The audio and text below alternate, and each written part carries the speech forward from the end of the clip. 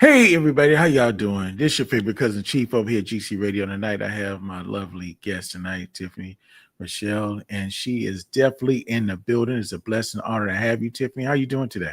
I'm doing great. Thank you for having me on. Man, like I said, it's been a little challenge getting you on, but I'm glad we got to your busy schedule, and we welcome you over here at GC Radio, the K100 show. So tell me, Tiffany, where you from? I'm from my hometown is Houston, Texas. I was raised in Beaumont, Texas. Okay. We had some ties to Texas. I was born in Mississippi and migrated to California. But everybody got some roots to the South, if they want Yes. to admit it or not.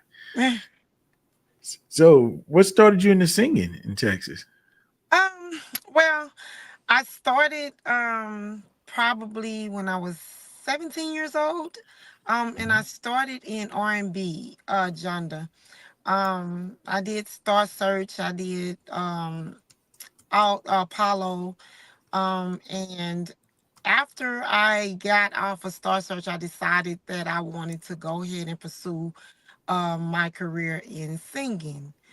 So yeah, that's why I started. And I'm at my father's church, of course, singing gospel music, and that led me to do all kind of stuff. After that, it was on from there. Wonderful, wonderful.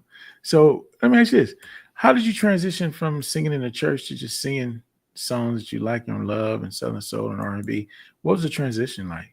Um, the transition from coming from the church into R&B world was a little different. I didn't actually just transitioned over until I moved to Houston, and I started to sing in the clubs. I can remember my first club, which was Cocktails and Rumors in Houston, Texas. I went into the club and I had a long dress on, and I looked like a sister that came out of the church. So when I opened my mouth, it was a little bit different because I sung a song called "Get Here If You Can," and when I sung that song, I sung that song, and I was 18 and wasn't supposed to be in the club because I was underage. So yeah, they snuck me in. Okay. So that's interesting. That's interesting. So tell me this. What was it like the very first time you heard yourself on radio? The very first time I heard myself on the radio, which is Magic 102 in Houston, Texas, I was really amazed. It's a good feeling to hear your song on the radio. Uh-huh. And I was actually out and about, and I looked at my husband. I say, "That's shoot shoot. They playing it on the radio." So I was excited. I was really excited about that. It's a great feeling. It's a great feeling. So you was in the car with your husband when you heard it? Uh-huh. We was actually traveling to Shreveport, Louisiana for a show. Hmm. And when you heard it, you just start screaming or you like, babe, babe. No, What was your I reaction? didn't scream. I just say, I just I don't know.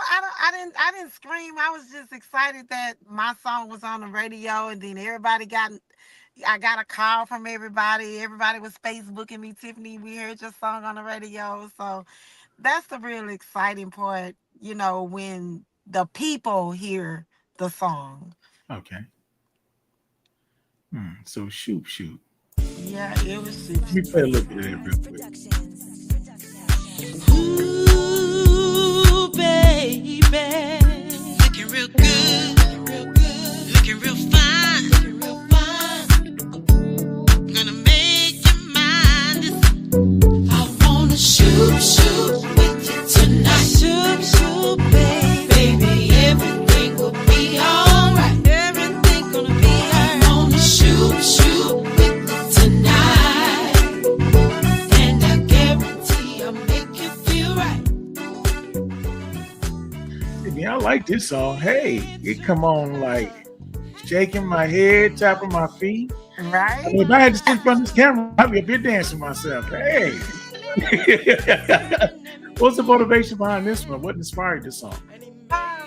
This song was actually written by Reginald Cooper out of Beaumont, Texas. Uh-huh. And it was done by Slack Track Records in Shreveport, Louisiana. Okay. And this song was just actually given to me, and I just took it and made it my own. Wow, this is nice right here. I like this. Now y'all hear Tiffany and let me turn this a little bit more. Y'all hear this song is off the hook. Now, this is the first song she on the radio. She got many, many more. So you don't know who Tiffany is. You got to go to her catalog, and I'm sure you're going to be happy. Because I'm over here jamming this. I'm like, hey. I'm actually feeling this. Now, to me, I'm not trying to be mean or be funny and like that. But there's a lot of artistry out there. And to me, I think there's a lot of crap out there. And I don't want to hurt nobody's feelings. I'm old school. I like natural instruments. I like people that can sing. See, I can't sing. I can't carry a tune you put in a wheelbarrow. I'm not your dude. I can turn the radio on, but I can't sing. But when you got somebody that can sing and own these songs, hey, that's what I like. I don't want to, just because you can make a record, don't mean you can sing. That just means that you got some money. But you can sing, young lady, and this is nice. Thank you. Thank you. And I appreciate good music, especially good music you can ride in the car with your family. You know what I'm saying? It ain't like beep, beep, beep, beep, beep. Like something wrong with the car. This shoe is nice. I like this. Now, Tiffany, we having our virtual birthday party next month, man. We're going to have you back and shoot with our listeners, man. We're going to do this live for 2 days. For the birthday party. We've got to have you back. Yeah, my album is getting ready to come out, my second album. And I am so excited. So excited. Cool. Now let me play this other song that you got out there. This one right here says 1-800-GOOD-LOVIN'. Now what's this 1-800-GOOD-LOVIN' about? Is a hotline for good music? 1-800-GOOD-LOVIN' was written by Cicely Wilburn. That's a good. Hey, she's cool. I like Cicely. She's cool. Yeah, she wrote this song, and I'm not sure who it was produced by, but it was given to me from my boss man Jeter Jones. And like another one of them songs that I got in the studio, and I just made it my own. Let's listen to a little bit of this real quick. I was doing Joe's laundry, just letting the time go by. And then I saw this paper in his pocket. It really caught my eye.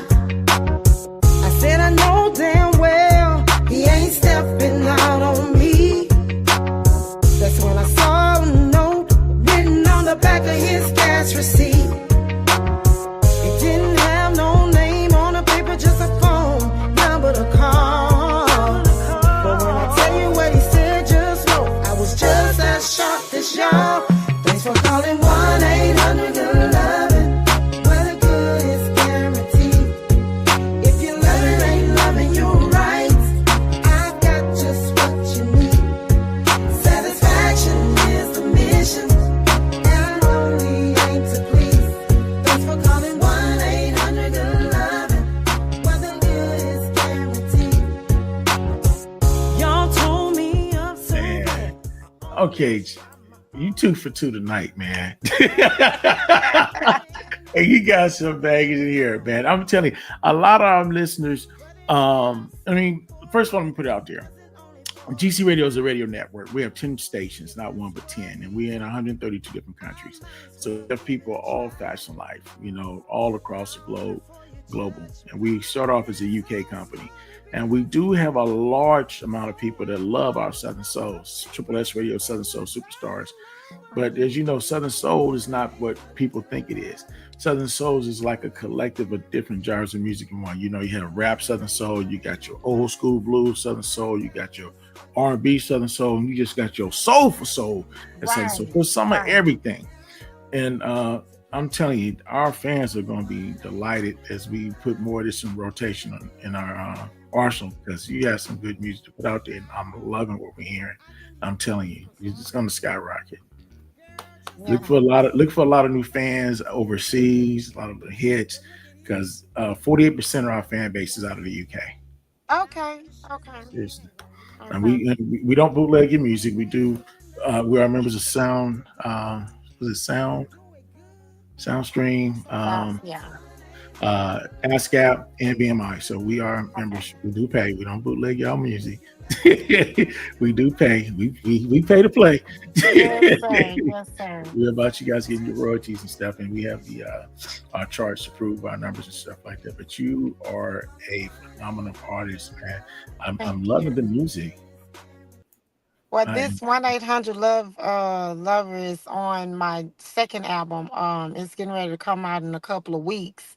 uh-huh. And I have a lot of good titles. I got a heart like a big old truck. Um, that is that's my favorite so far. Um, Southern Soul Country Girl. Um, oh, Go On and Leave. That's already out. That's pushed as a single, but that's gonna be on my second album. Okay. So I got a lot of good songs that's ready. I got the Southern Soul Shuffle, getting ready to come out. So I'm Southern Soul excited. Shuffle. The So Southern the Soul dance to that. Shuffle. Hey, now you gotta give me the exclusive there because you know I got two left feet. Take me a while to catch on, so I gotta get Uh, the jump start on the dance now. By the yeah, time I so learn it be gone, so I gotta get a head start. yeah, I gotta send you that one. It's a little tight little hit. So Okay. I'm just excited because most of my album this time I wrote. Southern Affairs, I wrote most of that album too, but this one I really had hands on with the writing part, and I'm excited about that part. Me writing, it took me a long time to come out with writing songs, and it's amazing how you can look at other people's life, you can look at even your life and just put something on a paper to make it make sense. So I'm really excited about this album. Man, I can't wait to hear the album. Out of what I'm hearing right now, man, I know the rest is going to be off the chain. I cannot wait to get my hands on it. Now you're gonna have to let us break one of those songs for you and make the exclusive. Now I got to put that request in. Yeah, sure. Any songs y'all want, I'm gonna send them to you, and you can go ahead and put it in there and make it happen. I'm ready. You ready? Okay. Well, I got one more thing I want to ask you about. Now, this Yes. next song right here is called Go On and Leave. Now, what's that about? Go On and Leave is hilarious. Jeter Jones came up with some stuff, and I decided to. My husband actually is the one in the video that's Uh-huh. playing the man part that had an affair. Okay. And this was his first debut. He was kind of fighting against it, talking about you singing these old male bashing songs, and it was okay though, because the way that I got the song is Jeter say just sing the song and go from there. So I just started singing and it just made sense. And it's Okay. a really good song. It's another good song, Let's take a which is listen to gonna be this. on my second album. Oh, this one of the hits on the second album? Uh-huh. Okay, let's turn this up and listen a little bit of this one.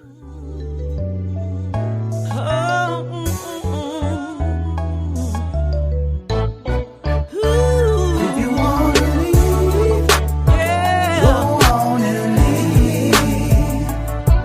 Said you're acting like a silly rabbit, got a few tricks up your sleeve. If you wanna leave, go on and leave. Said you're acting like a silly rabbit, got a few tricks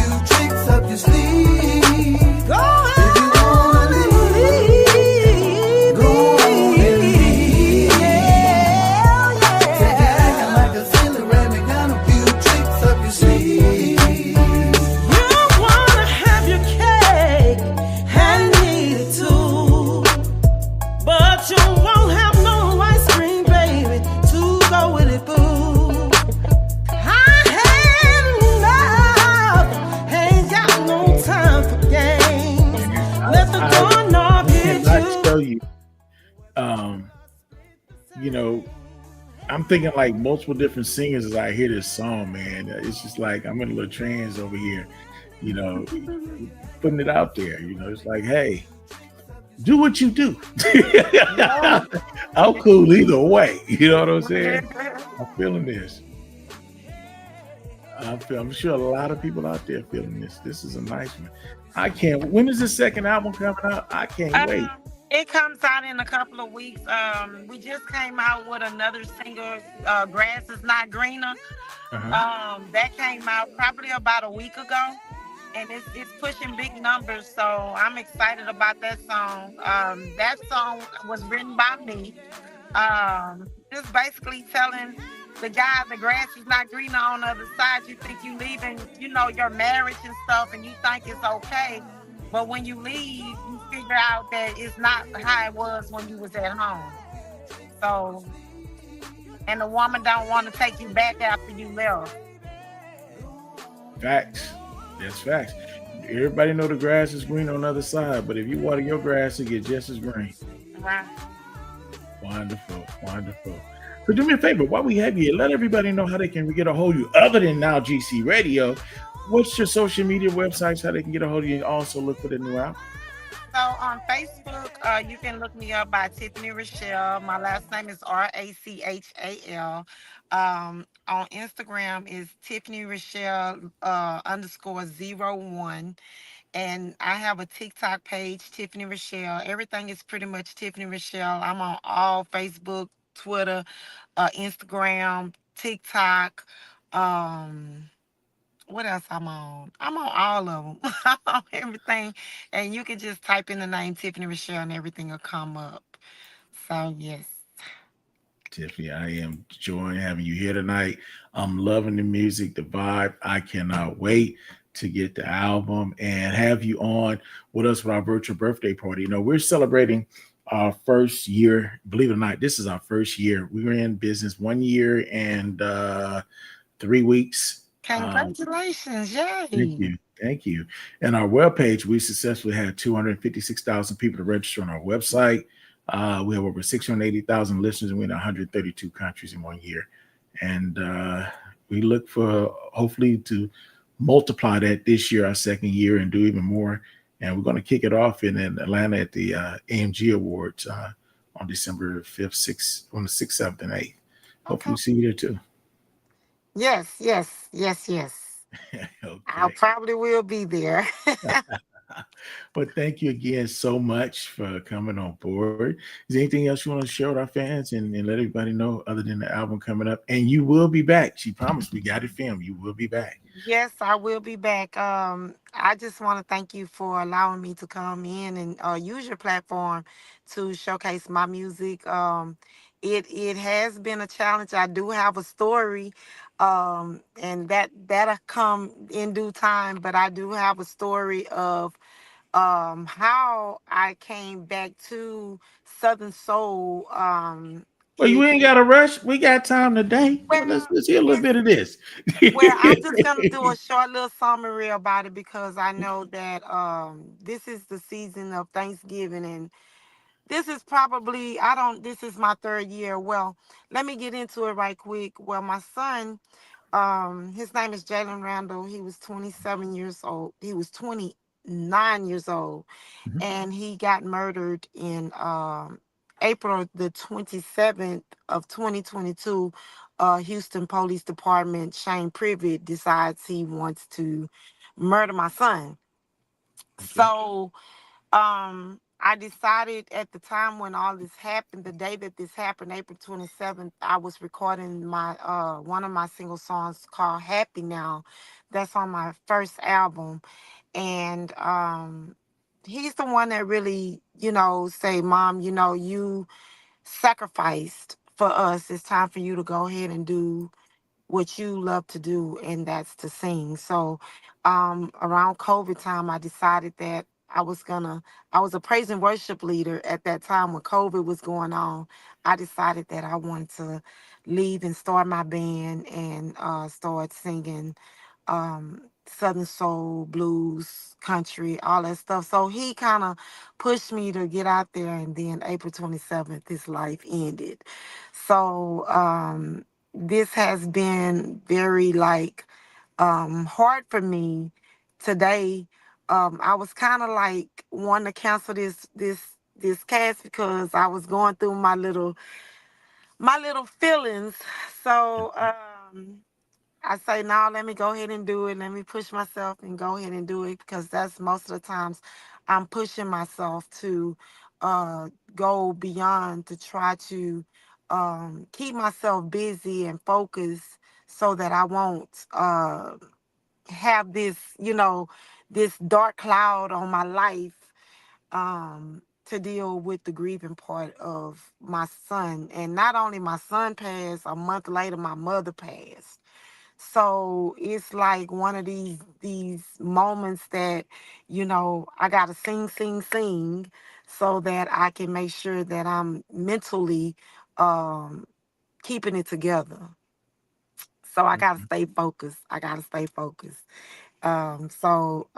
With this album coming out, I it's been 3 years now with me singing, but it's been 2.5 years that I haven't had my mom and my son.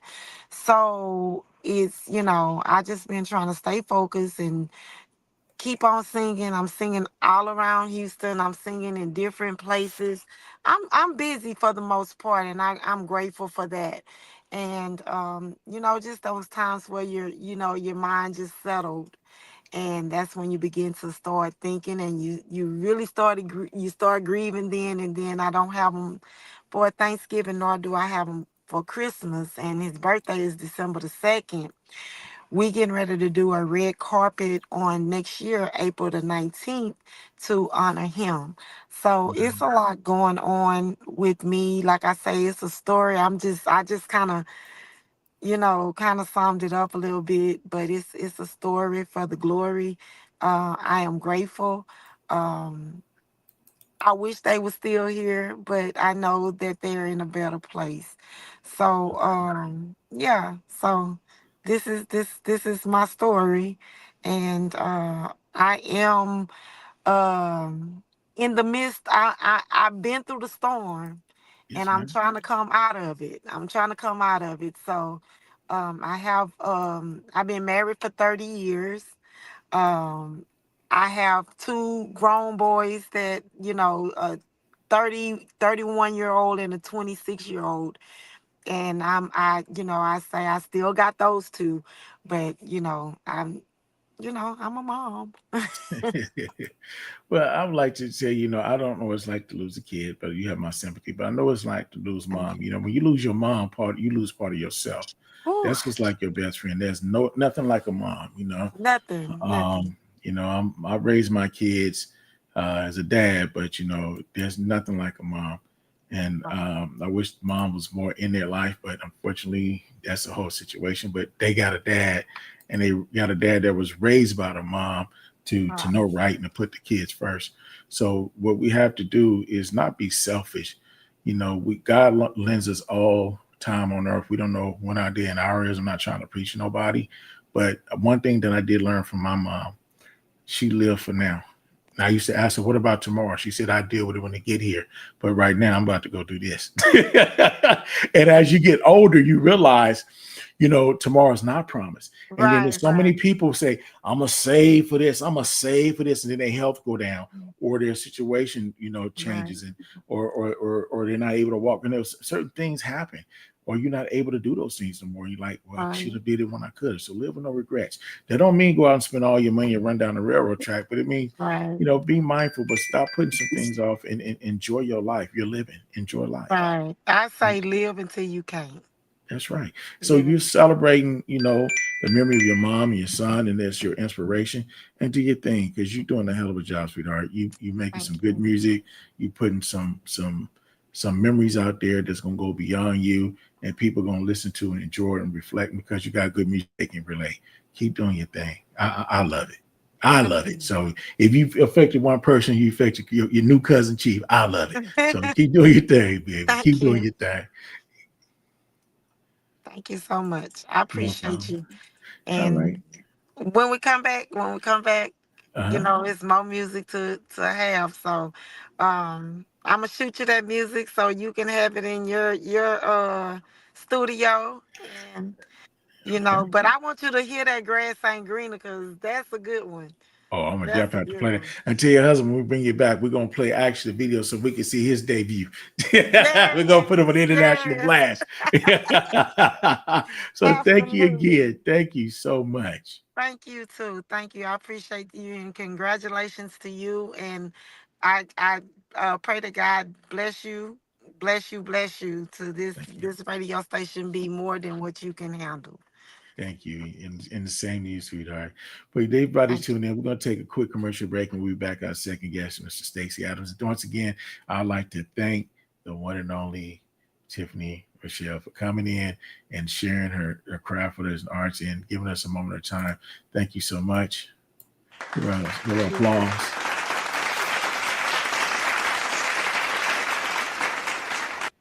Yeah, Tiffany, I appreciate you, and we definitely will have you back.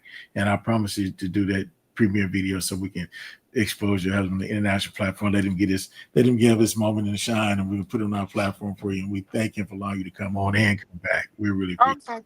Thank you so much. it. Right? Appreciate you. We'll be right back.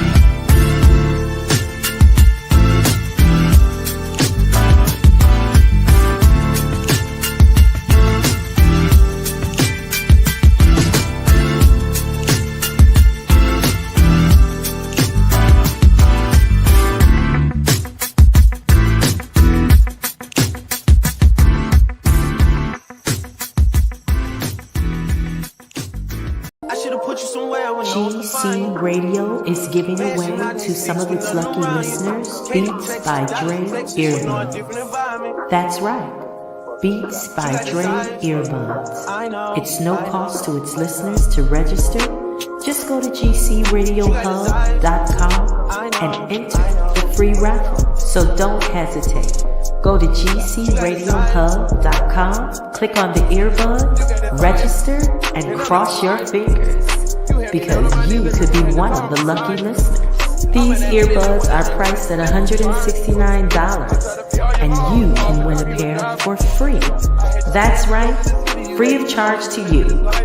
Just enter the raffle at gcradiohub.com and stay tuned to our live broadcast, The Cuzzin Chief Show, Afro Beats with King Glow, Uncut After Dark with Freaky and Friends, the Mississippi King on the Southern Soul Superstar Station. Stay tuned to any of those live shows and listen out for your name being called. At GC Radio, you have to get connected to stay connected. At gcradiohub.com.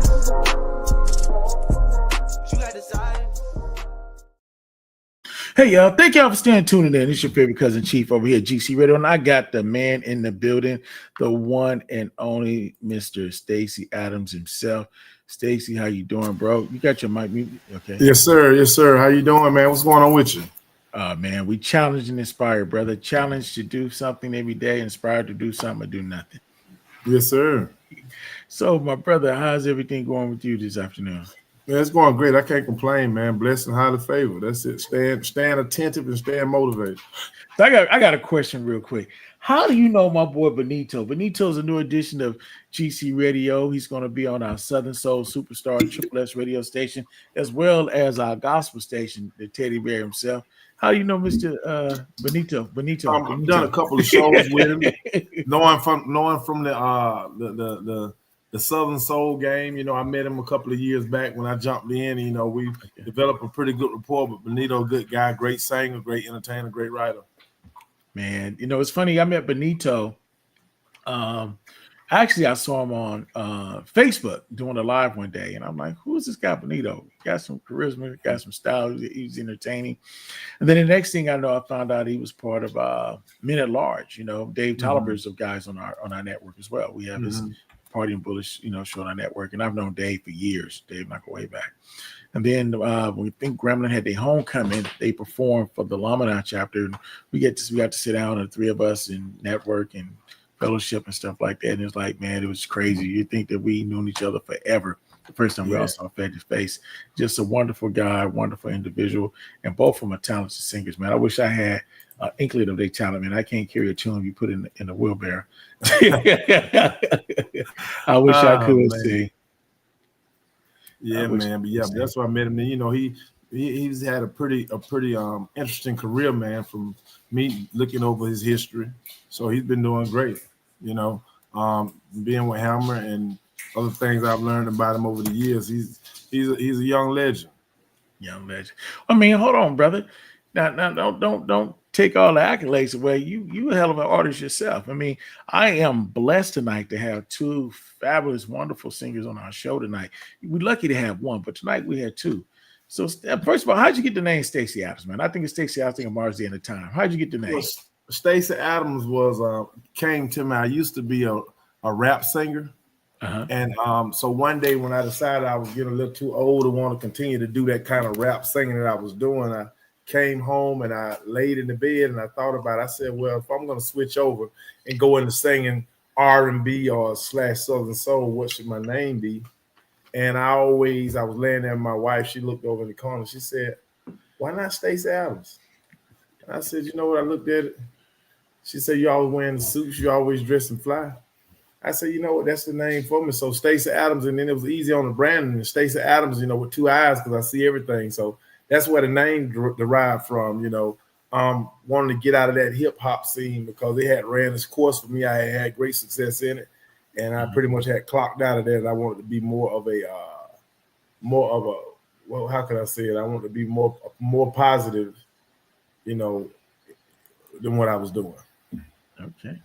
Well, first of all, we got people tuned in. We're live on Facebook, on a couple different platforms and groups, also YouTube. And one of the gentlemen's on our radio station, Real to Real 360, big shout out to them. They're part of the GC Radio Network. Josh Emil said salute, and I guess he knows of your craft also. Real to Real 360, they're part of our umbrella, and I appreciate them. Those guys had a lot of nominations for the show they put in. They put in work. I mean, when I met these guys we met them in Atlanta at the AMG Southern Soul Award show last year. We interviewed them and met them. And later we became business partners on our platform. I had no idea how busy they are. They may have like 6 interviews in one day, man. I mean, I have 2 or 3. These guys put in the work, brother. They're some of the business guys in show business. They put in the work, most definitely. And you do too. So tell me, what started you singing, bro? What got your ear to? Well, like most of us, family functions, church. Most of the African American crew, we come up, we hit the church first, singing in the family get-togethers, then hit the church. So that's where it all started for me. Okay, so you started out in the church. So when did you transition to the church to secular music? Well, I was never that deep into the church and singing to where I was. I guess I've always sung secular music even when I was small, but I got my first taste of the crowd singing at the church. But I've always sung R&B, blues, always. And this new genre, well, not genre, but what they call Southern Soul now, I tap into that market too, which I look at R&B and Southern Soul as the same thing. It's just one's a little more contemporary and the other is a little more singing contemporary lyrics over gospel tracks. So that's the only difference. That's the only difference. Okay, well, I learned something tonight.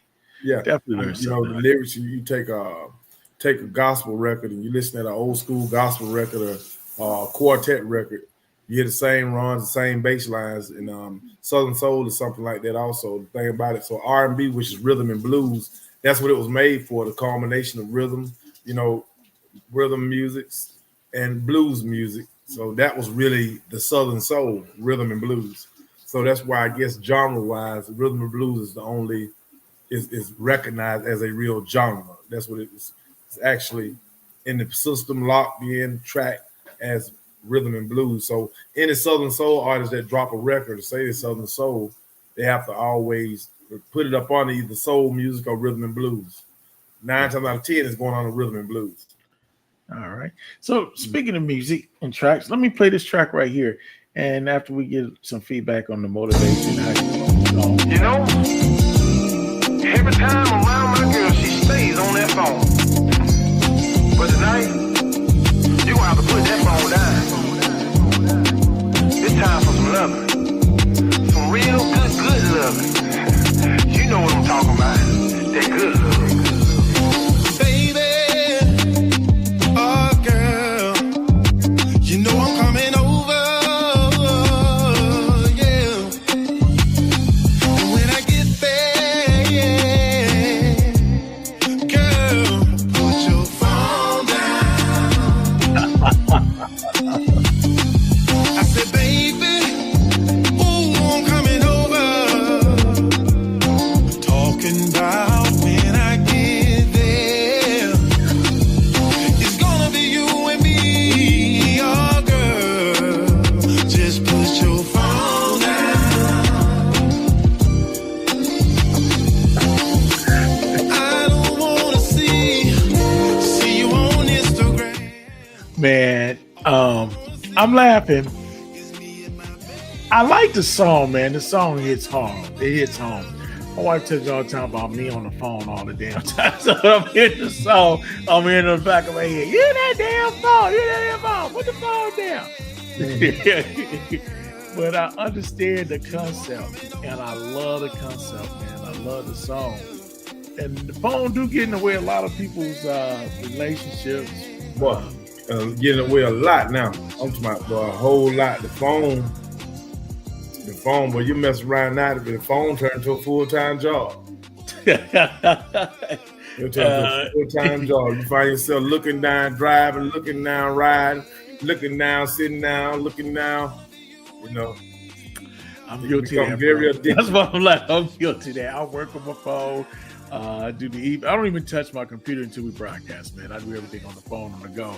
I don't need the cord. So I'm smiling because I'm understanding, and I'm listening to the song, and it's like preaching to the choir, and I'm guilty as hell. But I love the song, and I see the message. It's like the epiphany is kicking in, but yeah, let's say it's a hell of a song, bro, and I can identify. I like this joint, bro. I like this one. And you know, a lot of people are going to receive this song. They might fight it. They workaholics like me. But they going to receive the song, man. You put a right chorus down, the melody, and like I said, you can't argue with it, man. It's like, hey, it is what it is. It's smooth. I love this, bro. So what motivated you to do this song? Well, at the time, I wanted to write a record that could resonate with what would last. And now that the phone's been kicking so long, everybody always say, "Put that phone down." Why don't you put the phone down? So you know, and then a lot of relationships, the phone could be actually can lead to breakups and divorce. And phone's something serious now, you know, because you know most relationships, you know, the quality time that people used to have together and spend together, they don't spend that kind of time together no more. You don't have to miss a person no more. You can FaceTime and you can Facebook them, Instagram, you can see them. Used to be shit. Mom and dad went to work. They don't see each other till they get off. If they catch at the house, they catch at the house. But other than that, you won't see them or hear from them until they get off work. You know, a lot of people don't even talk no more. They just text. Yeah. You know, the Twitter fingers, you know, you're right, bro. So, I mean, that's what I like about the song, man. It's live, real music. It's melody. It's a great song. It puts you in the mood and gets you thinking, man. And like I said, I had to reflect, man. I had to smile because I'm like, guilty. But I love the song. I need to put it down. You know, we get addicted to these phones. You get addicted. I got to get it. You get addicted. But yes, I understand, you know, hey, put the phone down. Y'all put the phone down. My man Stacy said, put the phone down. Put the phone down. Put it down. Put it down. man. So y'all heard it. This man is singing live. There's no Milli Vanilli over here. You know, we have No, people no that Milli can Vanilli. sing on this show. They can Oh. sing. So Stacey, with that in mind, let me play this next song right here. Now, this one I'm interested in. This is got me thinking.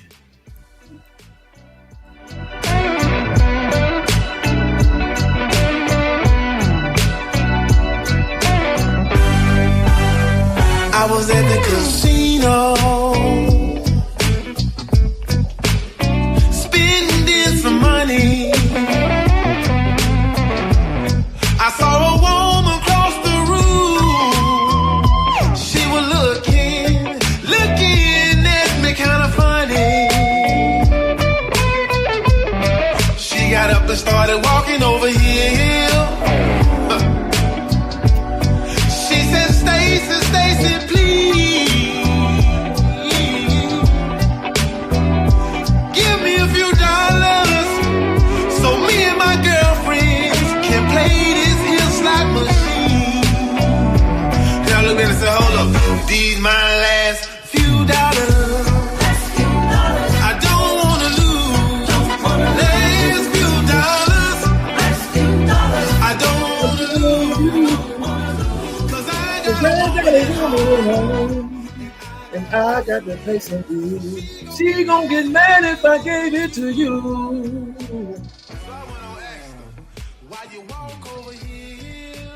Yeah. Stacey, man. Now there's been like a few dollars challenge. A lot of artists been trying to own this and put their version out there. I don't know who started the challenge, but a lot of singers is doing it. And some of them singing the song, but you singing the song, bro. Hey, you know, I'm being honest. I actually have written consent and redid the record. Actually, George Jackson, if you pull it up, last few dollars, he's getting credit for writing it. But Malico, I actually got clearance with my record. So I did it the right way to where I could sing last few dollars. I just don't get any money off of it, and it goes to the writer that wrote it, but I wrote that version of it. But I got free range to do what I want to do with the record. I could drop it on the radio tomorrow. So I don't have any constraints.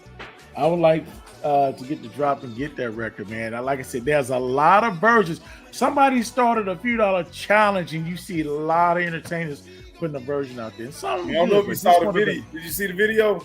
No, I didn't get to catch the video, bro. Yeah. But I definitely gonna have to go find the video, man, because like I said, I've heard this version of this song so many times over the last 2.5 months. But brother, you nailed it on yours, bro. I appreciate it, man. You man. My whole thing been trying to push the old Southern soul R&B, push the movement to a more mainstream polished level, if it's possible. That's why I got the record with Jada Kiss, the record with Anthony Hamilton. There's on a new album coming up. Wow, yeah. We got to get that, bro. Yeah. So I got the record with Jada Kiss. That's why I asked for your email. I thought I had sent it to you. I don't know if you heard the Al Big record. That's my single now. That's out. That's what's been getting me booked. Actually, the Al Big record. So I like to call it upscale Southern soul. I got that one. Matter of fact, you mind a minute we pause and play that one? Man, hit it, man. I love you to play it, boss. Okay.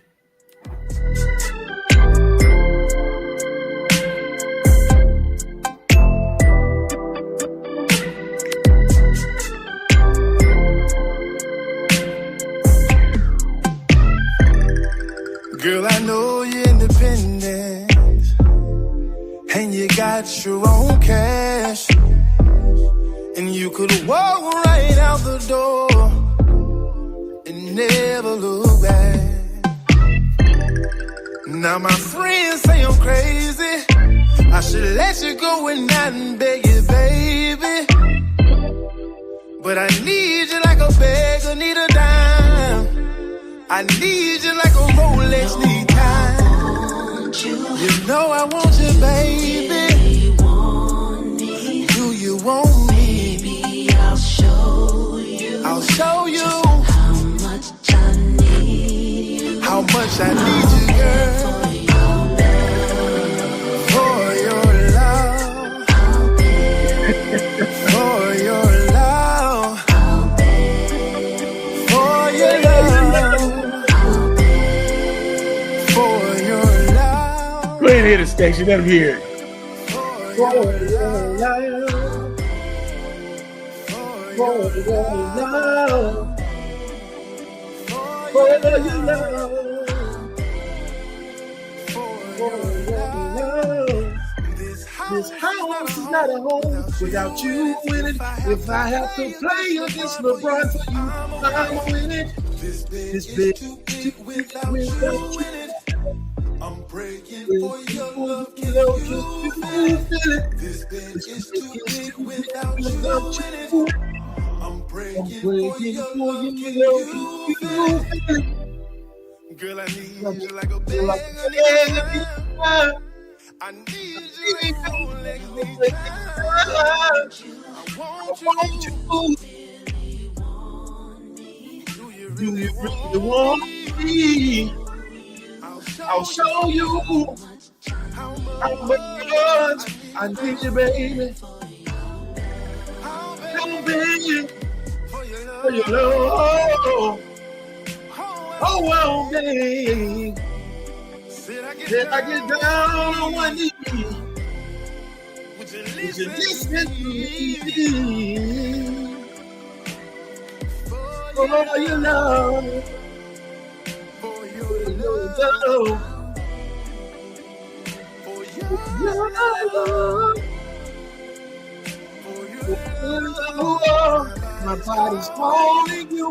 Can you hear me? It's time for me to tell the truth. I need you in me. Cause I'm nothing without you. And I need you here for you. When you really can, girl.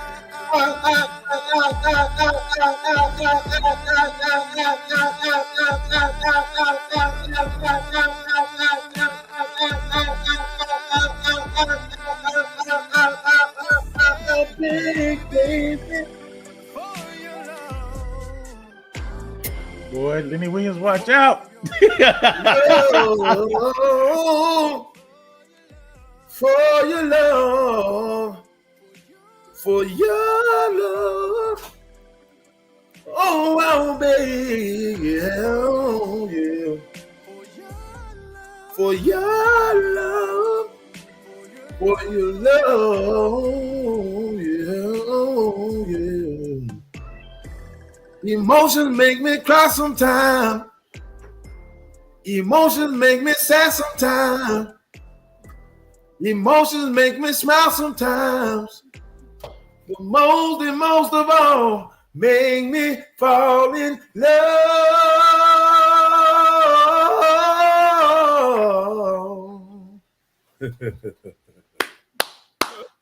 Right.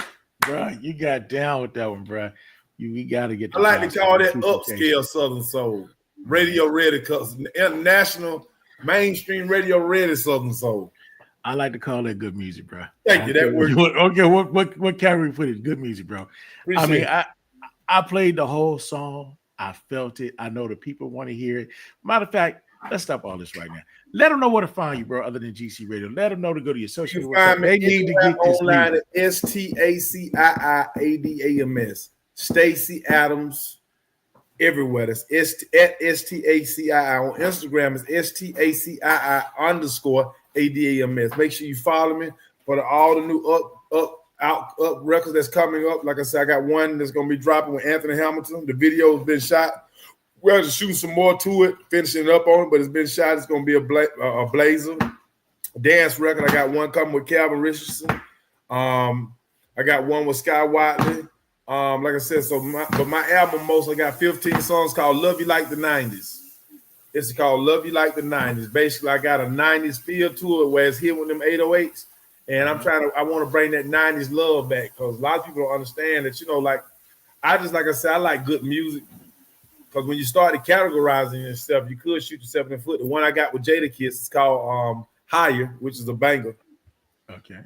So it's just been an honor to be able to work with such great artists, man. And being one of the few in Southern Soul that's been able to work with artists that's been won Grammy nominated, and Jadakiss arguably is the top 5 rapper of all time in some people's books. So I just thank God for the opportunity, man.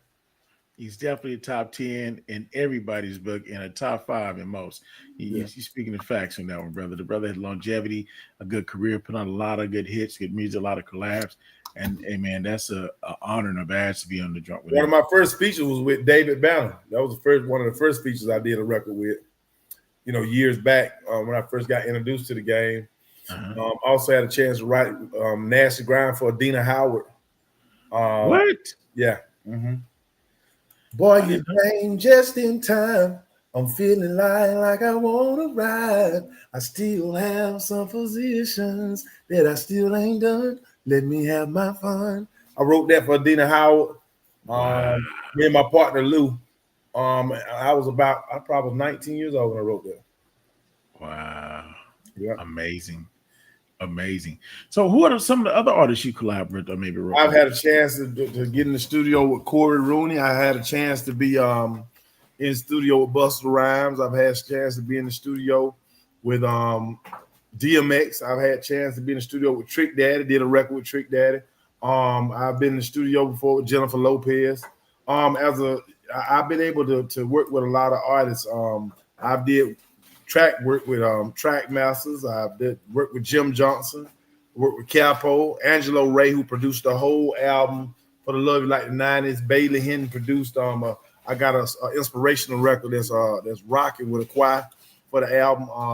I worked with a lot of people, man. Worked with Teddy Ashton, out of Atlanta, Georgia, who was over Tough Act Promotions at the time, one of the biggest radio promoters in the country between 2002 and 2007. I met him in 2002 when I first jumped off the porch.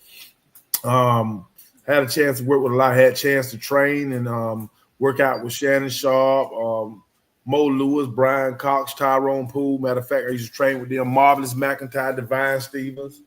I worked with so many, man.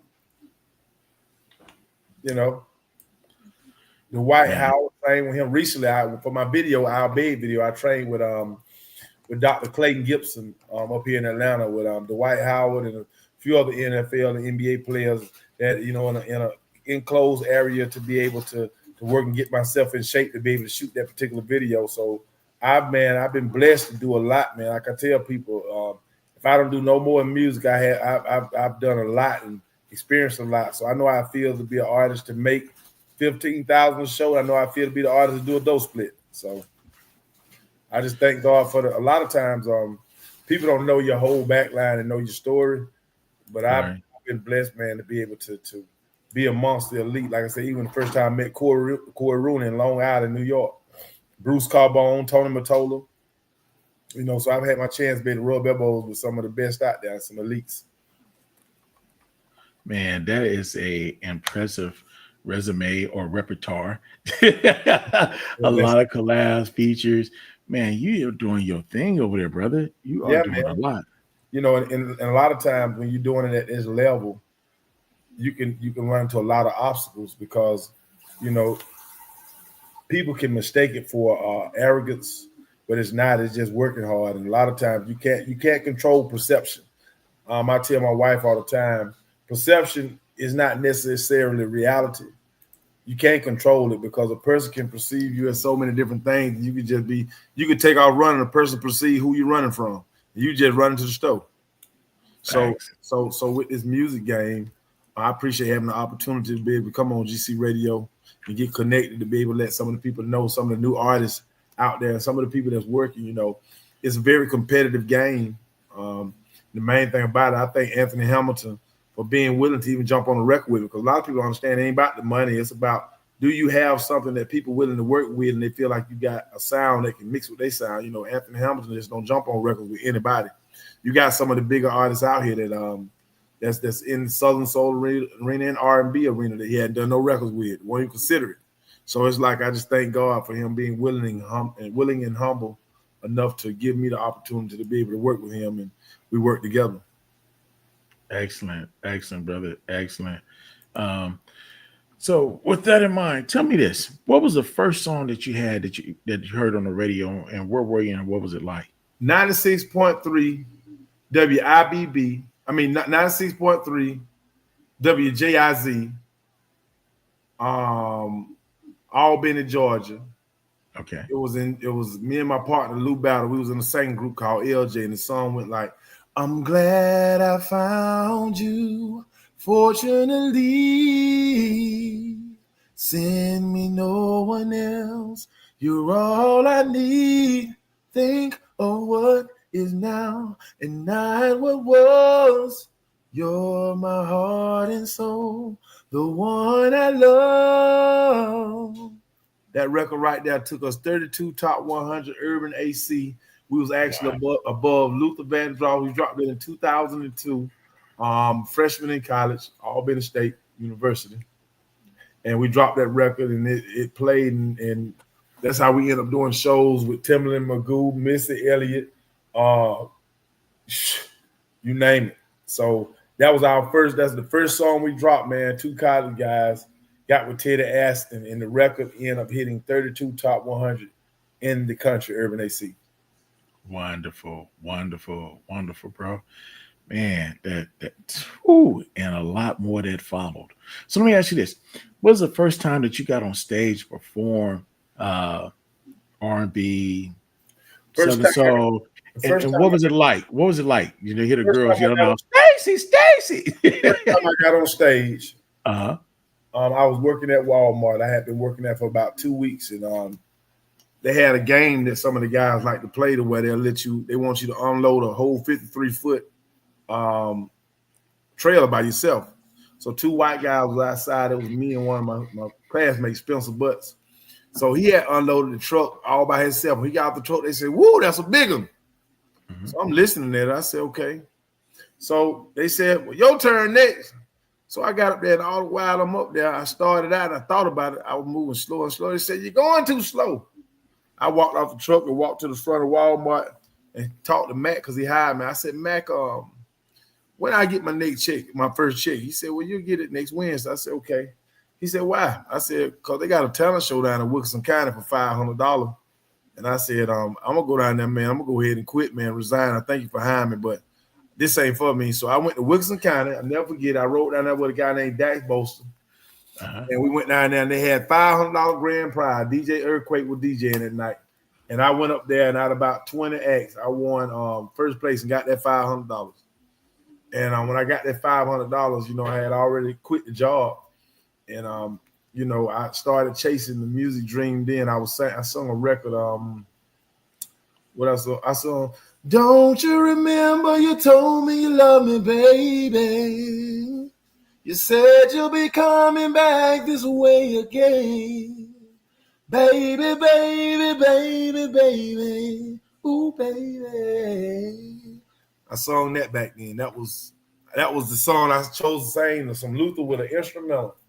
I had got a guy who had an instrumental, and I won. So, you know, and that was my first time, and I was elated. That was it. Wow, man, this is amazing, bro. It's amazing. I'm just listening to the songs and the journey and the story, because a lot of people think that, you know, it's like hot cocoa. You add water and stir, and it happens overnight. There's a journey. There's a process. It nothing comes that quick. And like, even for us at GC Radio, as a network, we blossom in a year, but GC Radio was a radio show for multiple years. You can go to YouTube and type in GC Radio, and I was part of a different group that was at Oshkosh Radio, and a little public radio station, Oshkosh Radio Station, Vallejo, California. And for years, we worked it out. Years. Oh man, I stayed in Vallejo about a month and a half. I'm from Oakland, man. I used to go to Vallejo every Wednesday night, man. We see the show live every Wednesday, Thursday night. The little station. We had Jadakiss to come through GC Radio. We had Benny Singo, Too Short. What's my guy name? 3 Times Crazy. You name it, man. They came to the Bay, they came to our station. People were shocked that people would come to this little rinky-dink station, Vallejo, to grow, because the numbers that people have. I mean, all of it's on YouTube. You ain't got to believe me. 16 years ago, go look at it. And then, you know, we all became kids, and we grew up, and life started lifing, and we did different things. And then I tried to get the group back together as I became an empty nester. My kids got out of high school and stuff like that. And last year I brought it back. You know, I brought GC Radio back, not only just a radio show, but as a radio network of 10 stations. We have 10 stations, bro. Southern Soul, Triple S Superstars, Uncut, Global Gaming Grid. We have stations that are on video games, 5M, Megaverses, not only Meta, but Second Life, IMVU, Open Sims. We're all over, bro. And we in 132 countries. We're on Siri, Alexa, Roku, Fire TV, Android TV, Apple TV. Go GC Radio, Google. You can see all the platforms we're on, bro. And we looking for even more. We're looking for more. We're greedy. We're looking for more. That's definitely, man. That's definitely. But Stacey, I got a request, and I'm putting you on the spot, bro. Between the holidays of after Thanksgiving and Christmas, around the 11th, 12th of December, we're going to do our virtual party where we do something like this, have multiple stars like yourself. Hopefully you can agree to come on and maybe do one song live and just talk to the fans and help us celebrate our birthday by giving our talents, giving some to people during the holidays, not a form of cash, but time and talent and effort, and show them we appreciate them for coming to the platform and letting us do what we do. If we can have you. What date? The 12th? It's gonna be 2 days. So we give you 1 or 2 days. It's gonna be on a Tuesday and a Wednesday in the middle of the week because people usually travel during the weekend. So we want to be in the middle of the week where people settle down and relax in before they get on the road and just give them something to celebrate and feel good about, you know. Yeah, we can make that happen. Yeah, we can make that happen, definitely. Okay, I appreciate it. So we got you live and come back, you at least do one song and talk about the album, play a couple of videos and stuff like that. If you have more time, we appreciate what we can get from you and our listeners too, man. Like I said, 48% of our listening base is out of the UK. We're an international station. We're in multiple countries. And even the continent of Africa, we're in 26 different countries in the continent of Africa. We're a global station. Yeah, well, that was one of the best times I had when I went to London and toured over there. When London, a guy named STACII, I got booked over there. I was there for about 2 weeks in the UK, so that was amazing. You start realizing that there are so many people that appreciate. If you get in the stay in the US, you'll get caught up. That's why I'm not caught up in just any genre because I got country records. Matter of fact, I got a country record I'm gonna be dropping. That's amazing. I just make music. So when I went to the UK, I realized, man, you can't get caught up in your what I call your neighborhood music, thinking that just your neighborhood is the sound. You got so many forms of music and so many people out there that like to hear your music. And you never know what's going to happen. And hard drive music doesn't make any money. No, sir. Not at all. Not at all. And like I said, we appreciate you, man. And tell me this, man. So when you start doing all these collabs and writing songs for people and, you know, multiple albums and out there, what motivates you to keep the strive going, to keep going? The creativity. When I first jumped in, the motivation was to try to create revenue so that I could make my mother and my father proud and make my community proud. As I got older, it turned into my motivation is just showing that it can be done because like a lot of people don't understand that, you know, the chances of any of us really succeeding in this music thing is slim to none. And a lot of people don't like to hear the negativity, but it's not negativity, it's just the truth. Right. You have to have a certain level of grind. Even as much as I've done, I made money in it, but I probably have spent about $2 million out of my own money in that time, in the time of the last 10 years doing music. And there's no guarantees with it. And a lot of times people have to understand that nobody owes you anything. And it's all a weighing and a prayer, and you're hoping that the powers of God and the God of your understanding will take precedence in your life and deliver you into where you're trying to go. But making money in music for artists is very, very difficult. That's why a lot of artists reverted to go. Most artists, we revert to the easier music. Even when I became a rapper, I jumped in the rap game because I could go in and do 7 songs in a day and throw it out there, do a mixtape. And, you know, what I like to call crack music, quick, boom, boom, bam. But then you start realizing that, you know, even with that, man, it's hard to get in people's spirit and make them look and pay attention and become engulfed in your sound and say, we want to pay, reach in our pocket to see you, or we're going to spend even $1 to buy, whether it be your merchandise or your music. So a lot of people have to be thankful. And then some people that do music, you know, I had to learn that to balance your life, to be able to make sure that you have, you know, I know 90% of the artists I know, 97% of them don't even have proper health insurance, life and death insurance, and don't understand how important that is to have a balance with this music, because music is extracurricular activities. It's not realistic now. It's extracurricular activities. Realistic is getting up, either starting your business, creating revenue for your family, or going to a job and making money and living. That's realistic. When you start stepping into the artistry world, you have to have a lot of faith, because now you're going to be living an unrealistic life, because you're looking at a guy on TV and not realizing how long it took for him to get between that little screen and what he might be going through in between that little screen. So I try to tell a lot of artists, you got to look at the good side and the bad side, knowing that you can do all the great music and out of all the features and still be an artist that have to be humble enough to do those splits, get 3,000, 2,000, 1,000, maybe in some cases 500. Most artists are not willing to do that, because every artist listens to their aunties and uncles and feel like they say I'm tough. The world have to say you tough. The people that don't know you have to say you tough.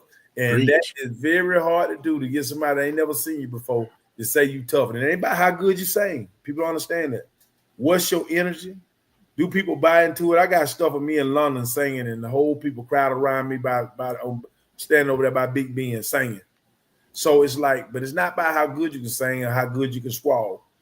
Can you connect spiritually? Can your entity, can your person, can your spiritual being connect with the people out there? Can you connect? And that's why I respect anybody that has made. A lot of people say, well, you have to sell your soul. They don't understand. You can sell your soul and still not make it. Yeah. You're right on that one, brother. Your soul, your soul. There ain't no guarantees to make it. Man, listen, you can sell your whole soul. I have been able to be in every part of the industry. I have been to California. I have been to a Diddy party. I have seen things, and I understand that a person can go out there and give it all up. But people still got to like you. And that's the trick. People still got to say, oh, you cold. It's way more people we have seen that have been on that TV screen and disappeared and never seen again. And not because, hey, they didn't keep selling their soul. It's just the people didn't buy into the soul they sold. They didn't buy into it. You're right about that one, brother. You're so right about that one. A lot of people, like I said, think it's instant. It's guaranteed. It's just supposed to happen. That's in make-believe world. Reality world is, it is what it is. And no matter how hard you try, a lot of times you don't succeed. And you don't succeed are not losses. Those are learning lessons. And as long as you learn, you grow. You never, a wise man said, there's nothing can stop a man or woman that won't quit. So until you quit, you don't lose. You lose when you give up. And as long as you don't give up and fight a realistic fight, you can get there. Mm-hmm. The easiest way to complete a mile is one step at a time. There's many steps. You're right. But Chief, the biggest thing a person have to understand, I know our time might be limited, but the biggest thing a person have to understand, Chief, in just my opinion, it's a difference between quitting and surrendering. A lot of people don't understand that when you quit, surrendering is saying, okay, look, you guys got more firepower than me. I'm willing to listen. I'm willing to try to see what I need to do. Just don't kill me. Quitting can be, laying out there in the grass and say, come kill me. Throwing up your white flag ain't bad, because you got to understand, some people understand how time and spacing is. I know artists right now that don't understand that. Every day I talk to my wife all the time about the battle of reality and non-reality. See, me, the Facebook, I have a Facebook page and IG and all that, but only because I'm a musician. Right. If I didn't have that, most people I know that really live, and they don't even pay no attention to none of it. They barely post because they're in the real world.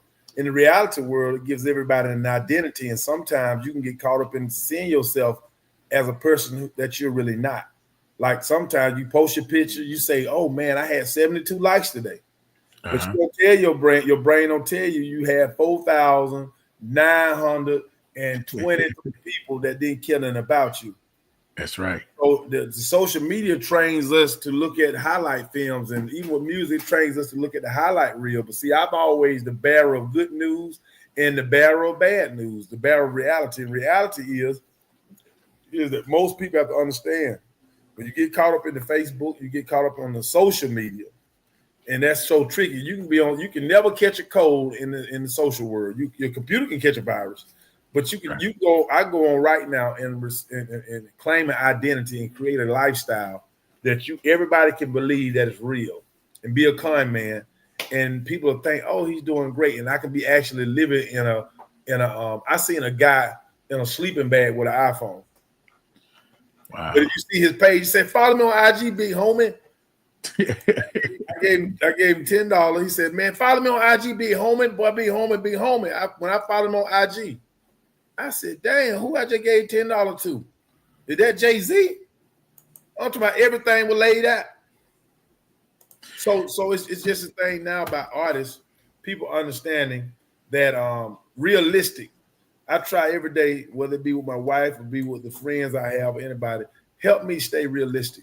Because sometimes I can be looking at social media and get caught up and say, damn, my beard short. God damn, ooh, I got them in the light. Ooh, but then in reality, these friends, it's no way on social media when Facebook say Facebook friends. It's no way. Friendship used to have to earn a friendship. Facts. They have Facebook associates. They got Facebook. I've had people see me and say, hey, man, let me get $40, man. Be like, I don't know you. Man, this little red man, your Facebook friend, man. We talk all the time. And I said, damn, so that $40 you want, I don't even hardly know you. Man, I be like, I share everything too, man. Everything you post. And I look and say, yeah, little red, you share everything. I don't really know you. So it's but on another realistic note, like you were saying, people that really have talent, because some people, like I said, it ain't about talent. Some people have made it and made millions that couldn't total tune in a bucket. You're right. You know, and that's the trick behind what is it about this person where the masses say, hey, I love them. People can't determine what is it about, and now he talented brother now, but I'm gonna give you an example. Oh baby, you got what I need, you say. But now he's talented brother. But right. People who's actually in the world of singing, those that can squall, those that know every note and that take vocal lessons and went to Juilliard and have these vocal coaches, they look at that as, my God, that's garbage. But they're speaking, they're in a Yugo and he was in a Hummer. So it's like the connection is how do you, the learning how to spiritually connect with your fans. That's the trick. That's the trick. Right. You're right, man. And that spiritual connection and that tapping in. And, you know, I fell victim of that. You know, people say, oh, you got so many people following you. I'm like, nobody behind me. You know, when I woke up this morning, it was alone. When I created GC Radio, it was alone. When we pay these bills and we do this grinding, it's alone. But we do put that out to the masses. But, you know, you can't let that go to your head, dude. I mean, it's social media. What I identify with is my interactions with people and my children, man. You know, I try to be a great example to them. It's more important to me how my sons see their father than the masses of people that follow the station, follow the interviews and things like that. You know, when I started doing this, I had people saying, you know, that's a hobby. Don't bring a check. Well, I didn't do it just to bring a check. I did it for multiple reasons. I wanted a platform to push my views. I wanted a platform to let people tell their story their way, like you're telling your story now. I wanted a platform that can go in many households, cell phones, mobile devices, and electronic devices, so people could tell their story their way. That's why I'm doing this. Now, when you do something you love and you do it well, money will come. When you do something just for a buck, then, you know, you prosecuting yourself for whatever. And if I don't make $1, I'm still happy and content. Excuse me. When I look in the mirror in the morning, I'm happy. I like what I see. So, you know, I had to look at some of the things that I've created and that I shelve myself because I have kids and I have a social and moral responsibility of what I put out there. And that means more to me than just money. I mean, I'm not filthy rich, bro. I'm okay. I'm okay. I'm living okay. But I don't have to have all the money. Yeah. See, that's the most important thing I heard you say. You have a moral code. See, in today's world, 85% of the social media is negative connotation. So the balance, like even the balance that we have to have, that's why now, like things that I did at 23, 24, I would have been perfect to be a YouTube celebrity. But I'm not finna run. If I want to go viral right now, all I got to do is run across the road naked. Right then and there, guy runs across the road naked and have my song playing upon it. But see, that's to get attention. The way people have to get attention now is like with me, the people that I know that really make millions of dollars, they don't even turn on their computers too tough when it comes to this type of stuff.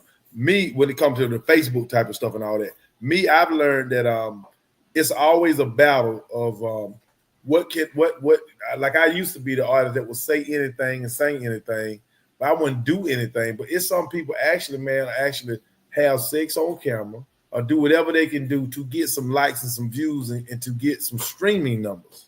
But the reality of it is way, when they look at Lil Kai, they look at speed, people running full speed and jumping off a building. Then when one of them die or somebody do something stupid and they get the head blowed off, everybody say RIP. I really don't have nothing to say because at the end of the day, that's the risk that you're playing with to do anything for a buck.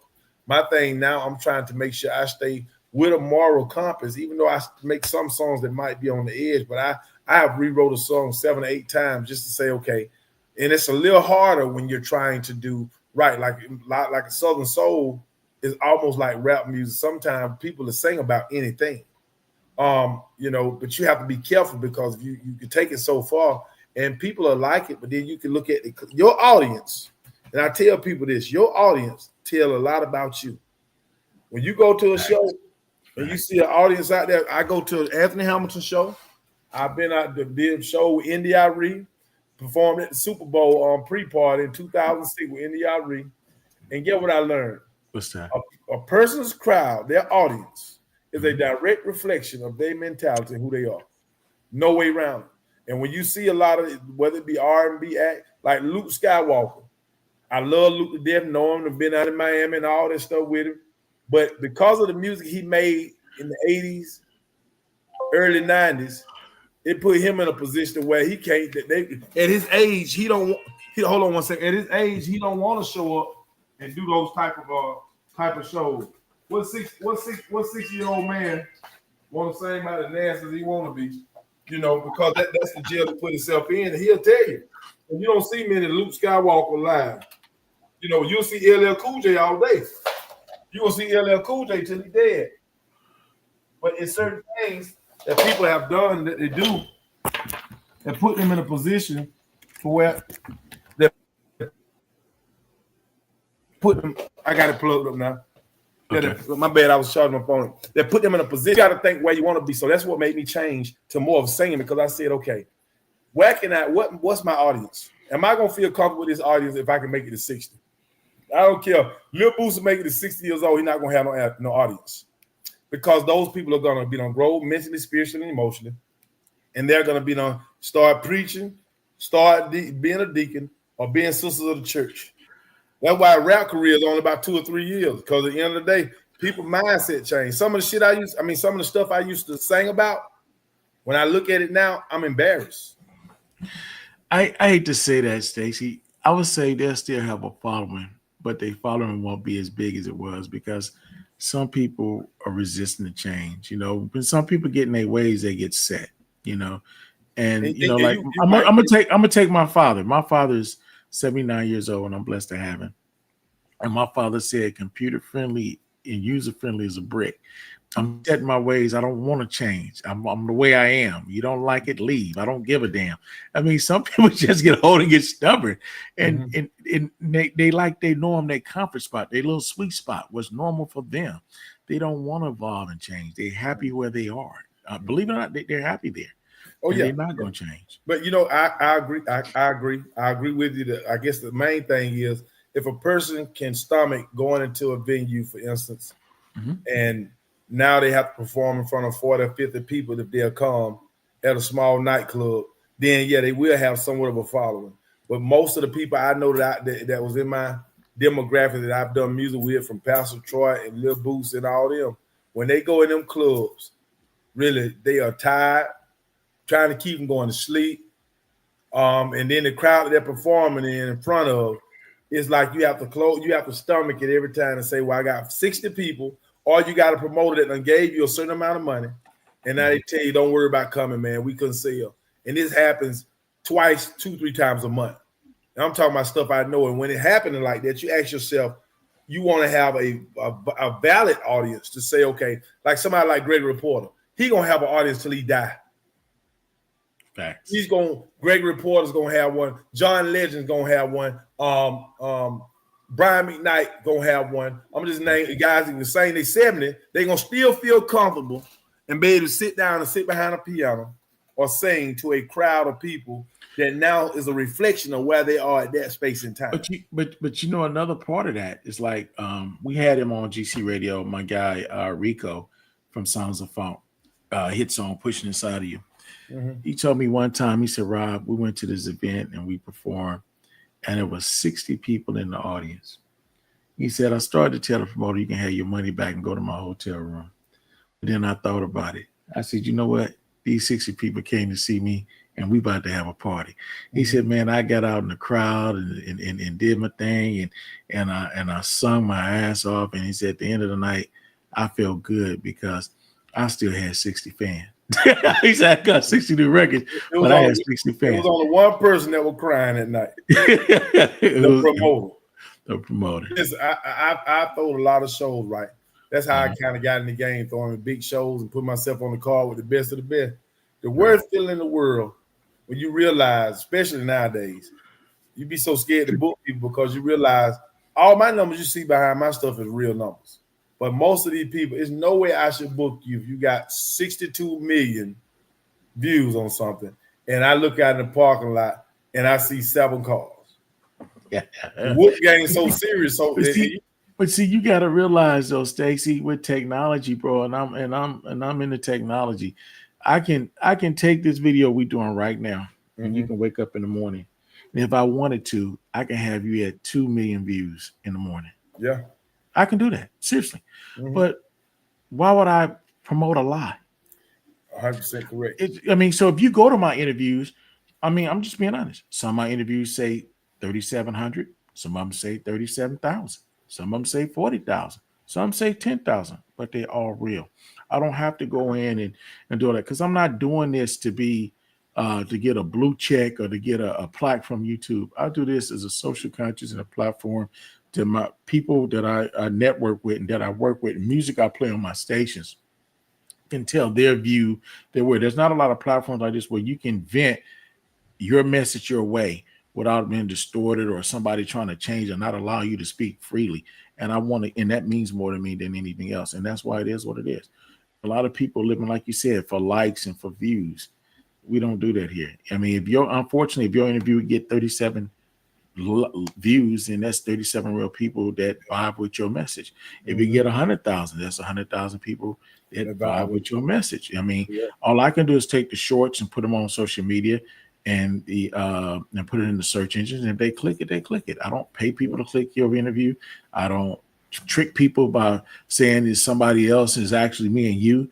It is what it is. They see it, they gravitate, they watch. They don't. Unfortunately, we wasn't interested enough, or we didn't come with a club enough fire for them to see it, or we don't have our name out there big enough for them to watch it. And we just have to work on that organically, and it'll happen. If it does, it does. If it don't, those we reach, I'm positive and happy to reach.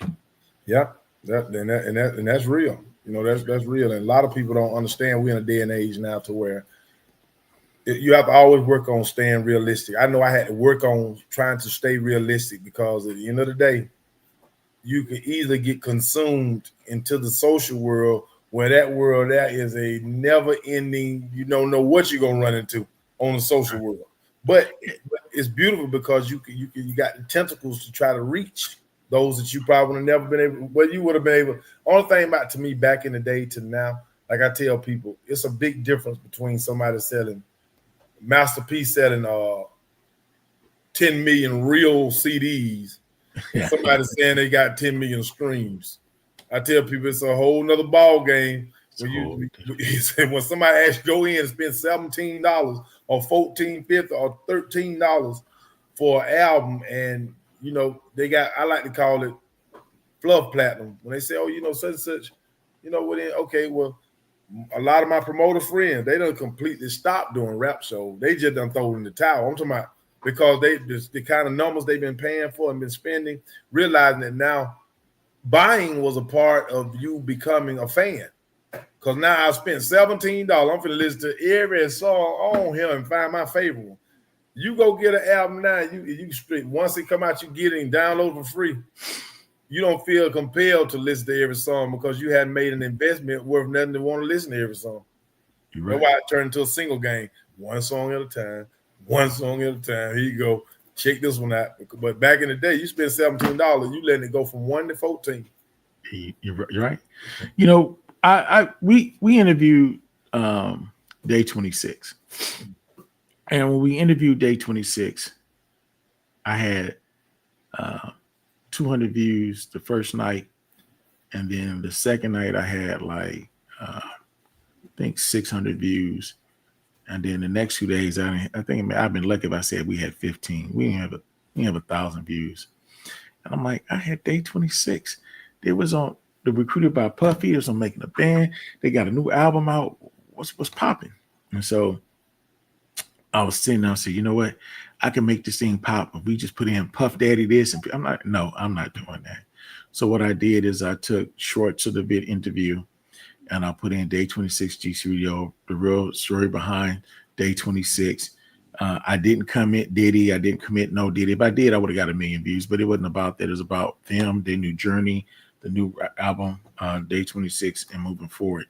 And, you know, and I told the manager, I said, you know, we probably could capitalize on that, but then that'll be not what I said my show is about. It's not about the negativity and all that other stuff, and that's negative stuff.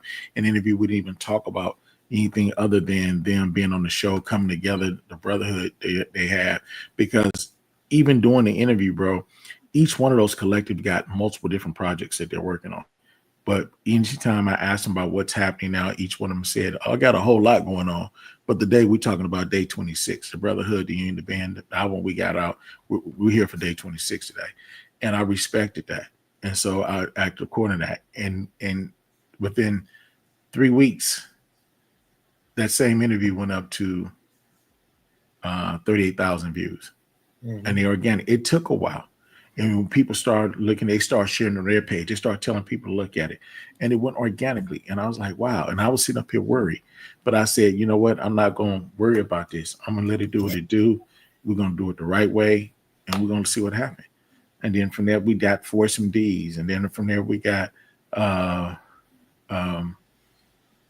Jay King from Men at Large. Jay King from Club Nouveau.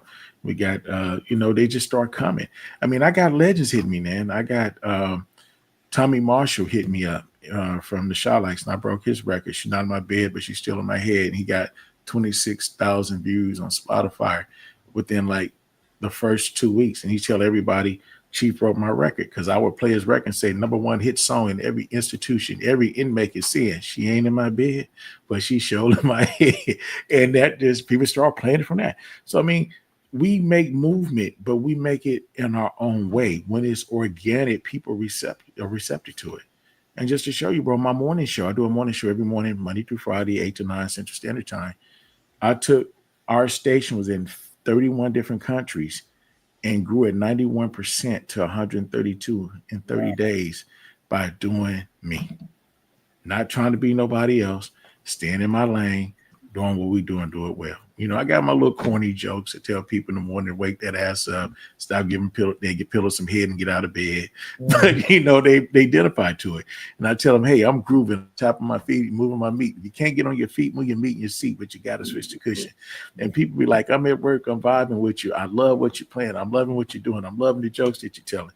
And if I crack a joke, I crack it on myself, not on somebody else. We laugh at my expense, and it's just that movement, that energy, bro. So be comfortable in your shoes. Don't worry about nobody else. Be comfortable in your shoes. You're right. I agree with you wholeheartedly, bro. 100%. So it's always good, man. What's that now? No, go ahead. You said it's always good? Yes, it's always good to, for people to be able to understand and know, the real. It's just all about, man, connecting with the people. And like I said, me personally, like I said, I get booked shows and I'm connecting with the people. That's why I would love like the 90s album. I took an old school approach. One person at a time, letting the music work itself. But my biggest thing is staying realistic on my real life. I'm never gonna get caught up into the music again to where it's because I feel like as you get a certain age, your priorities change. When your priorities change, you have to make sure that you don't allow your dream to turn into a nightmare. Because people forget that when you're dreaming, it's a chance that you can have a nightmare now. You know, in the night. So when you having a dream now, it's okay to dream. My daddy's always telling me, but don't forget you can have a nightmare. And when you have that nightmare, wake up, understand, get something from that nightmare, and try to whatever you ate that night before or whatever you did before you went to sleep. Try not to do that again. So most people, my words of wisdom to all the artists is it's okay to say God got me. It's okay to say your time coming. But then it's okay too to understand that your time may not come in music, and you may just be a great chef. I had to take into consideration one day and understand that the chances of me being where I want to be when I was 21 and 20 may not never happen, but I can still make a great living as a singer, whether it's corporate banding or whether it's dropping one of my singles and it go. I still could make a good living, but I think sometimes we don't have to change our goal, but by us having our own vision, we can always move our own goalposts. This is one thing about our life. We can move our own goalposts in this life. We can say, okay, well, I see I got 50 yards out. I'm just gonna get me a good first down. And you really don't lose game. You got your first down, and you eat at the 50-yard line. You got some people now. You can move the goalpost forward closer to you, but then you get caught with some dope. You get caught with some dope and push the goalpost way back. So people understand you can control your own goalpost in posting this game.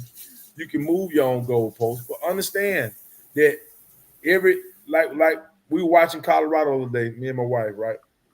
One thing about it, you can't allow your focus to be on the celebration. Sometimes people are thinking in their mind before they even catch a pass, what dance I'm gonna do and miss the ball. Or they be out there practicing dances when I get in the end zone. But they forget you got 100 yards to go.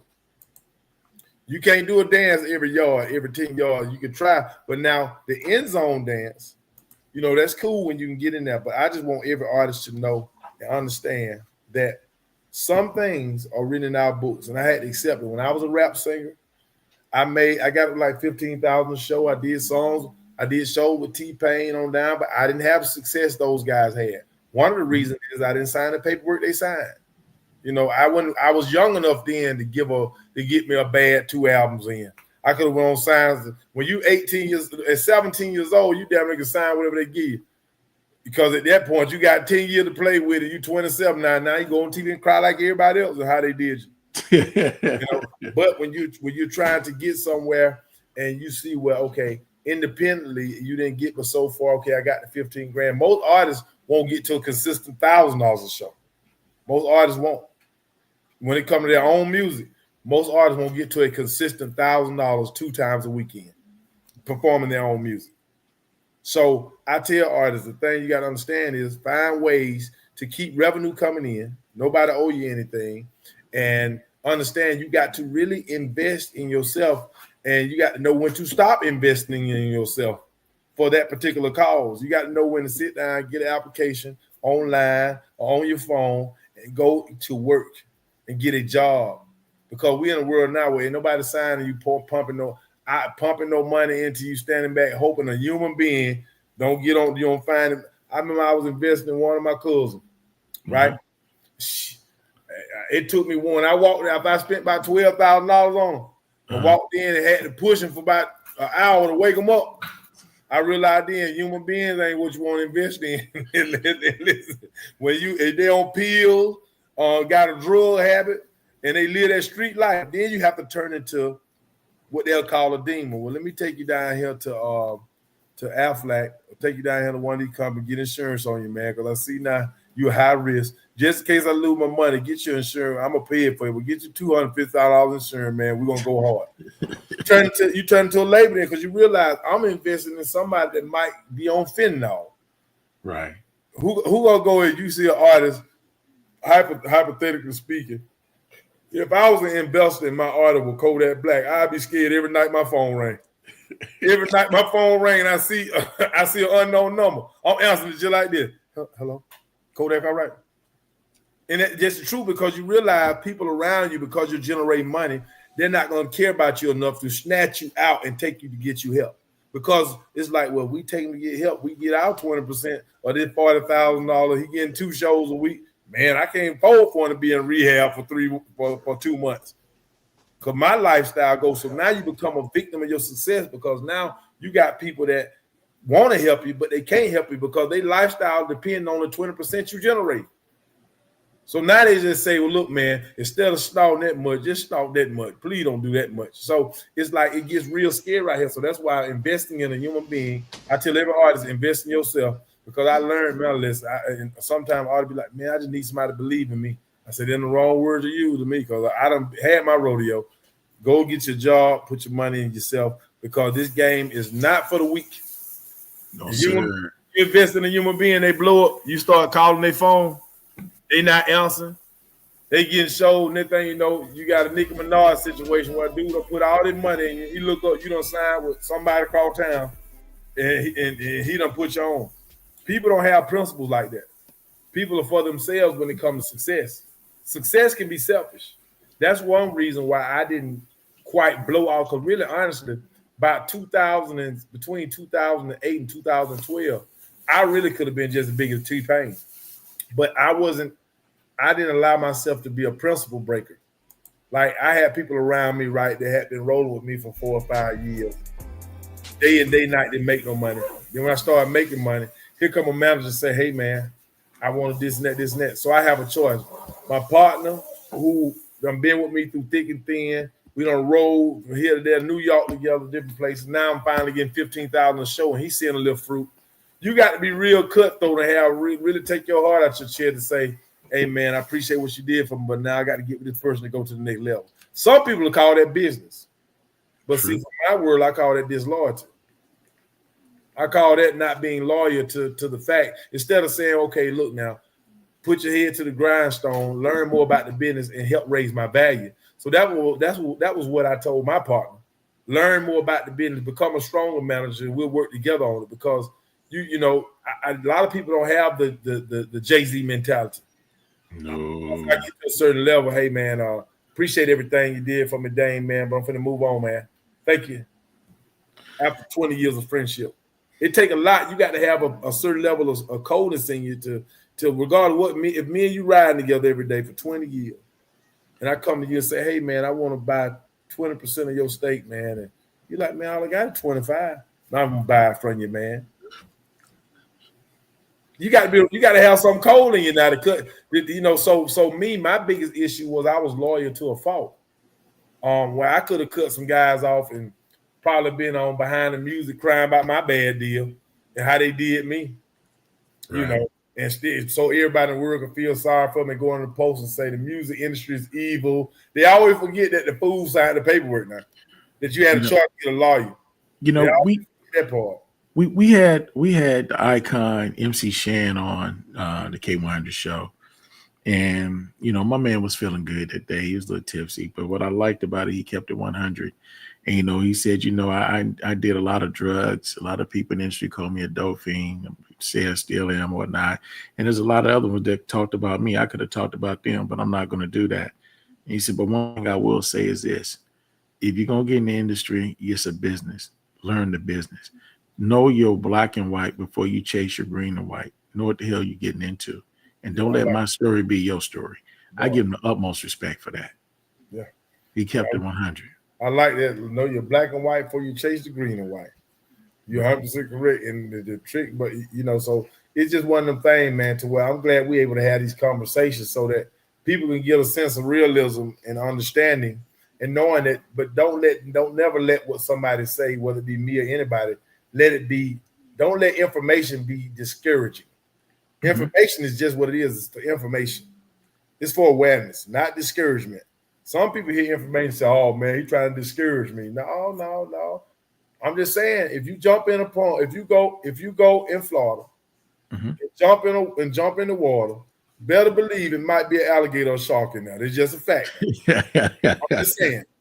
You jump in there, you're a boa constrictor. Just know when you jump in the water, just because you see how pretty it is in the plane, know that it's something in that water that will kill you. Know if you go, don't go to Africa. It ain't no way you're gonna take me in Africa where I'm gonna tell somebody I'm gonna take a dip. It ain't no way in Africa you're gonna take me.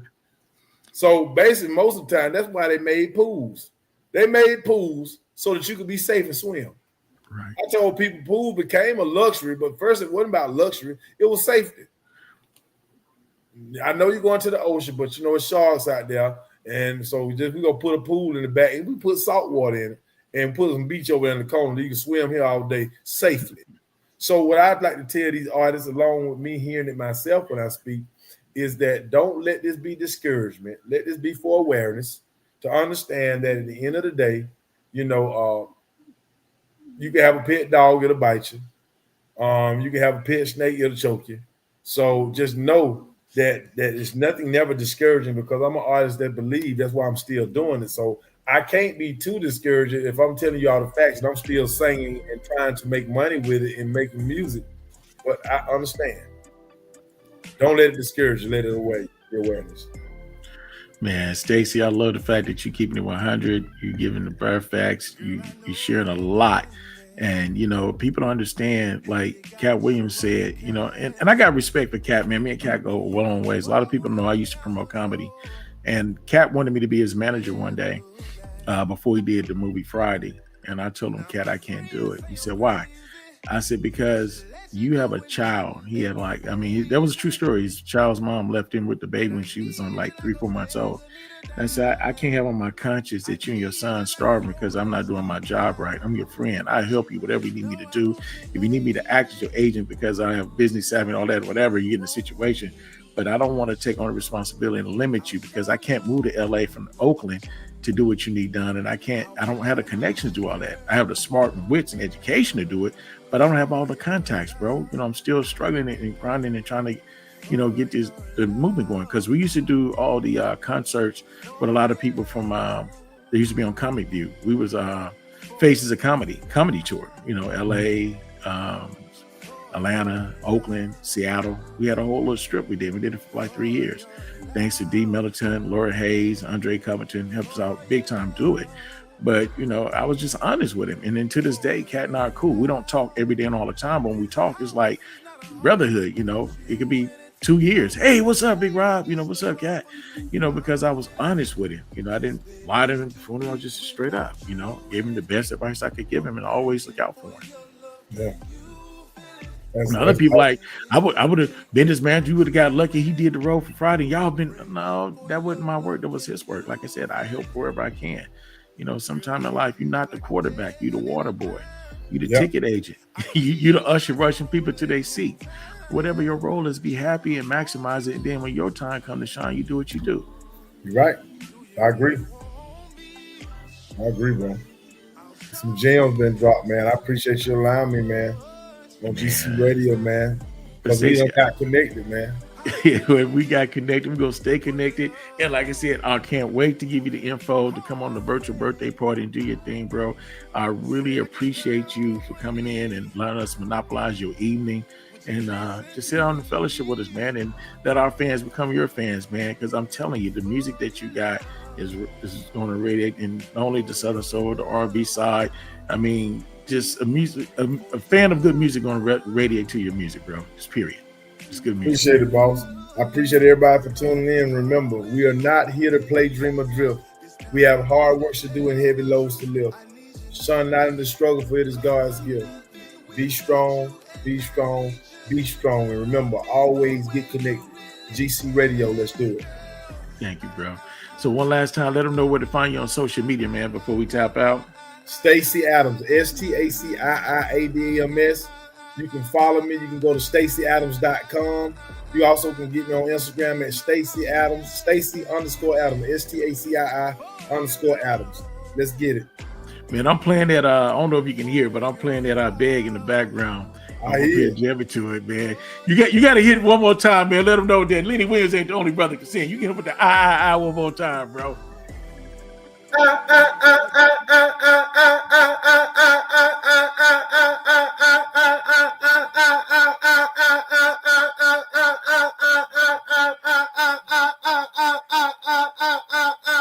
Big baby.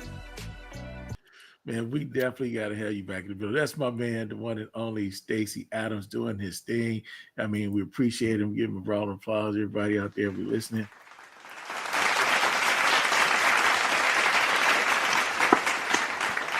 Give that man his credit, you know. So it's like I said, we appreciate you, STACII. We appreciate the people tuned in. Hopefully